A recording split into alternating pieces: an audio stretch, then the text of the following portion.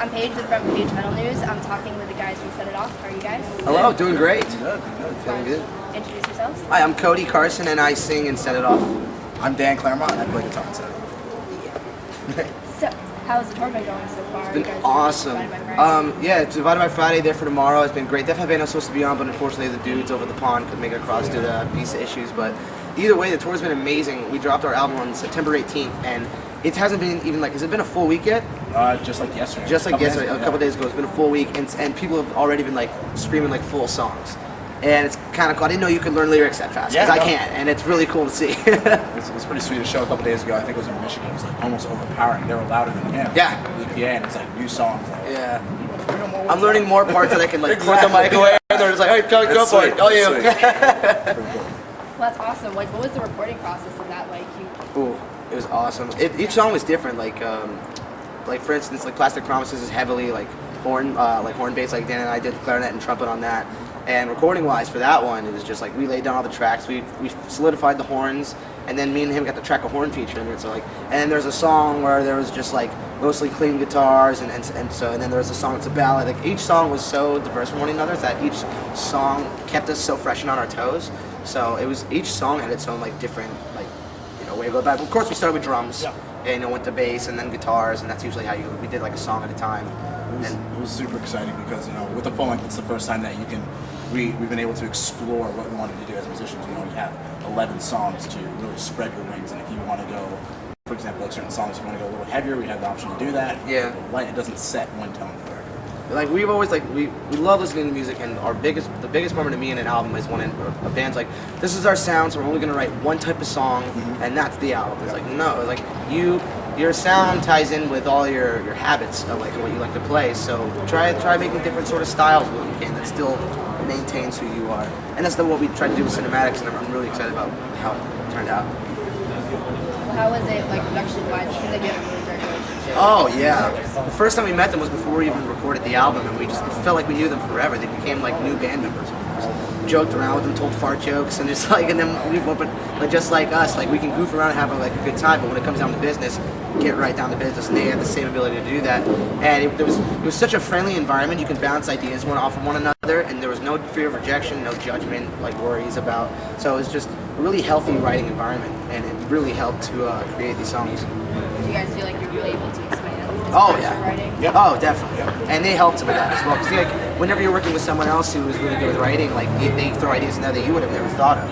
And then it's just you're open to that. You're always like, all right, well, let's see how it works. And you try it. If you like it, you do, and you keep it. If not, you don't. You don't have to do it anymore. And with this record, like we had Come Before the Storm, which is a very pop rock oriented album, and then we experimented a bit. And then Horrible Kids, we were kind of just easing our way into our sound. And with this one, Cinematics, you know, we knew exactly what we wanted as far as our sound to say. We're set it off. So we definitely grew as writers and got to try a lot of new things. Yeah, we're already writing for the new record. Wasting no time. Yeah. Well, what's the fan reaction been? It's been the best. Fantastic, yeah. We just found out we got number 4 on the Billboard Heat Seekers chart, and it's amazing because bands like we look up to have been like around those numbers when they were getting big, and now they're like really big. And so it's cool to like see we're like near the footsteps of other people that we look up to, that when they got their first Heat Seekers chart, you know. So it's definitely it's very positive. It's uplifting. It's good. Alright, well, one thing I've been noticing is people have been, with bands, have been referring to themselves as dream catchers. What do you guys think about that? It's new. It's they always come up with their own names. Like last EP, they called themselves the Horrible Kids, and then now they're just like, we're the Dream Catchers. Like, awesome, cool, go with it. There you go.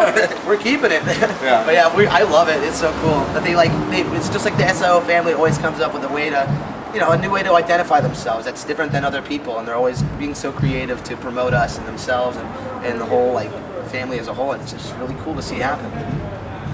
So you guys are going to be doing your first headlining tour also. Yes. Our first full headliner, full U.S. in support of Cinematics with Sparks the Rescue. Starts November 3rd, I believe. Yep. And it's going all the way until like the beginning of December 2nd, something like that. And we're going all over the U.S. And so if you're interested, you should come out. We're really stoked about it. It's got a lot of promotion into it. And what's cool about this is we're only playing like 3 songs off the new CD, and it's set. We're gonna have like a poll on our Facebook and let people choose which new songs they want to hear. So that's gonna be fun. I'm interested to see what people are gonna choose. And you guys just also announced you're going to be opening for Yellow Company. Yes. How excited are you guys? Very excited. We're extremely excited. That's like a dream come true for all of us because we all grew up listening to that band, you know. Ocean Avenue was spinning in everybody's CD player in middle school and high school. So. Only One still gives me goosebumps. Yeah. Like, I covered it actually on my YouTube channel. I just love that song. Before we even knew we were getting the tours, like, I just wanted to do it. And so really excited to like get to know them on a friend level and get to see them play live every day and be in a whole nother atmosphere. Like, we're going overseas. We're going all over Europe. Never done it before. And we're doing it with a band that we really look up to. So, pretty stoked, to say the least. Couldn't be better. I'm so happy for you guys. Thank you. Thank you very much. Okay, so one last thing. You guys have to each pick a random question. I love it. You want to go first? You want to go first? Okay, great. Like the bracelet. Thank you. You're welcome. All right. Question is, if you could collaborate with one band or artist, dead or alive, who would it be and why? I've been asked this question a lot. I love it too. I definitely, don't call me weird, I would love to work with Kanye West. I think that man, as a producer and a songwriter, has such a brain that if he got his hands on a band who plays rock and roll music, I think he can make something revolutionary. Yeah, I agree with you completely, and I would like to do that sometime in the future if possible. Right? We want us to both answer the question? Sure. Because if I were to go dead, I think it'd be really interesting, and I know if I showed him that if I showed this person our music, he would look at me like I was ridiculous and maybe a devil. But Beethoven, Ludwig von Beethoven, ruled the Romantic era of classical music, and to compose like something like we already have, just a solid rock song, and then instead of me composing like the orchestral stuff, have him do it. Oh, it'd be so cool. I would love it. It would. Yeah, that would be amazing. Yeah. So if anyone's getting on Resurrecting Dead People, can get on Beethoven, and then we'll do one with Kanye, all the same. He'll be really freaked out. Probably, yeah. All right, cool. Let's do it. Question is, favorite moment from a previous tour? Ooh, actually, I told this story last night, and I want to tell it again. There's this one time we were in New York, and our old co-manager at the time, Matt Ganzak, got us a hotel at a place called the Red Carpet Inn. And I thought it was called the Red Carpet Inn, but immediately I thought, oh, Red Roof Inn. Like, I've been to that thing before. We show up, we're in like the ghetto of the Bronx, and it's just like this one big old inn, like hotel. And we show up, and usually we'll get like one hotel room, and then everyone will sneak in and just like crouch on the floor, split the beds. And it's usually the rule is 2 people per hotel or 4 people per hotel. And this guy was strict. He had no refund signs. And then when we walk into the hotel, it looked like he was a security guard because you could see like digital screens and like surveillance footage everywhere. Like you would see our van, and we're the only people there, so you know he saw us come in. And while we're checking in, some of the guys are getting out of the van, and he's looking at more people get out of the van. He's like, "How many people?" And we just go 2, and he's like, "Okay." And so we check in, and we come back out, and we grab everyone, and we already had a pizza with us. I know that sounds like it's irrelevant, but it is. So we all walk in, we start, and he sees us come in. So he's like behind, he's like, "You guys can't have this many people in one room. You can't." We get really mad, and we're like, "Oh, we're just eating pizza." Coming out, I was like, "We don't care." We're like, "Okay." We just close the elevator on him and go upstairs, and we get in the room. We start eating pizza, and the guy comes up to the room after we close the door, starts pounding the door. He's like, "You need to get everyone out of here. We need only 2 people in there." And we're like, "Okay, man, just hold on. Let's eat the pizza, whatever." And he's like, "No, I'm calling the police." And we just thought he was full of crap, but he did. He called the cops. 2 police, and we're in the Bronx, and who knows what else is happening, but they are worried about occupancy in a hotel room. 2 cop cars pull in, and so we immediately devised a plan. With Austin, me and you are staying in here, the rest of the guys go out the back door, and they did, and the cops came in, and they missed them.